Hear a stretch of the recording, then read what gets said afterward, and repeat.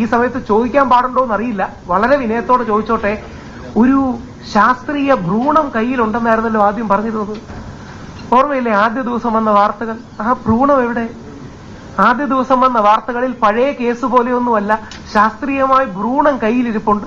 ഞാനെല്ലാം അത്ഭുതപ്പെട്ടു, അതെങ്ങനെയാണ് ഉണ്ടാകുക? ഇപ്പൊ മാസങ്ങൾക്കോ വർഷങ്ങൾക്ക് ശേഷം നടന്ന കാര്യം, അതൊക്കെ എവിടെ? ശരിക്കും നിങ്ങൾ മീഡിയക്കാരെ പോലീസുകാരും പരാതിക്കാരും ചേർന്ന് പറ്റിക്കുകയാണ്.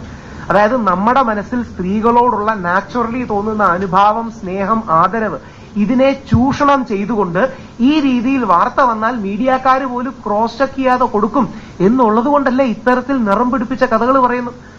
പഴയതുപോലെയല്ല, ശാസ്ത്രീയമായ ഭ്രൂണം കയ്യിലുണ്ടെന്നൊക്കെ പറഞ്ഞ് എന്തൊക്കെ കള്ളമായിരുന്നു.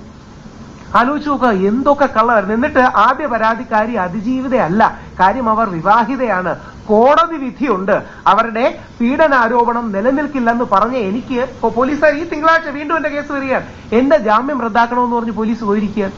എന്തിനാണ്? സുപ്രീം കോടതിയും ഹൈക്കോടതിയും പറഞ്ഞ അതേ കാര്യം മലയാളത്തിൽ പറഞ്ഞത്. സുപ്രീം കോടതിയുടെ അല്ല, നമ്മുടെ സെഷൻസ് കോടതിയുടെ വിധി ഇംഗ്ലീഷിലാണ്, ഹൈക്കോടതിയുടെ നിരീക്ഷണം ഒരുപക്ഷെ ഇംഗ്ലീഷിലായിരിക്കാം, മാധ്യമങ്ങളിൽ നിന്നുള്ള വാർത്ത ഞാൻ കേട്ടുള്ളൂ. ഇതേ കാര്യം മലയാളത്തിൽ പറഞ്ഞതിന് എനിക്ക് എന്റെ ജാമ്യം റദ്ദാക്കണം എന്ന് പറഞ്ഞ് ഈ തിങ്കളാഴ്ച വീണ്ടും കേസ് വരിക. കോടതിയുടെ വിധിയാണ് ഞാൻ പറഞ്ഞത്. അതായത് കോടതി വിധിന്യായത്തിൽ, ഇവിടുത്തെ സെഷൻസ് കോടതി നസീറ മാഡത്തിന്റെ വിധിന്യായത്തിൽ എടുത്തെഴുതിയിട്ടുണ്ട്, ഈ അവസരത്തിൽ ലഭ്യമായ വിവരങ്ങളുടെ അടിസ്ഥാനത്തിൽ പീഡനാരോപണം നിലനിൽക്കില്ലെന്ന് കോടതിയുടെ വിധിയാണ്.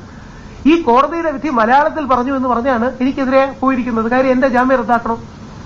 ഇത് കണ്ടിന്യൂസ് ആയിട്ട് മനഃപൂർവ്വം കപട സ്ത്രീപക്ഷമായി ഭാവിച്ചുകൊണ്ട് പുരുഷന്മാരെ വേട്ടയാടുന്നതാണ്. ഞാൻ ശരിക്കും വലിയൊരു കാര്യമായിട്ട് സാറിനോട് പറഞ്ഞു. സാറ് പറഞ്ഞപ്പോഴാണ് എനിക്ക് എന്റെ ക്രക്സ് മനസ്സിലായത്. യഥാർത്ഥത്തിൽ സുപ്രീം കോടതി പലതവണയായി റീട്രേറ്റ്